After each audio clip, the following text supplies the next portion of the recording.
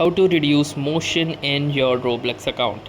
So hey guys, welcome to this tutorial. In this tutorial I'll be guiding you through the steps on how you can reduce the motion in your Roblox application, especially while playing or experiencing any particular game or experience.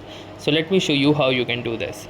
So the first option is to simply open up your Roblox application or launch it, and once the Roblox application successfully launches, you will see an interface like this.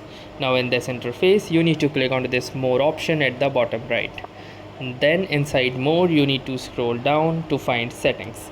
So click onto the settings option and it will open a new set of menu.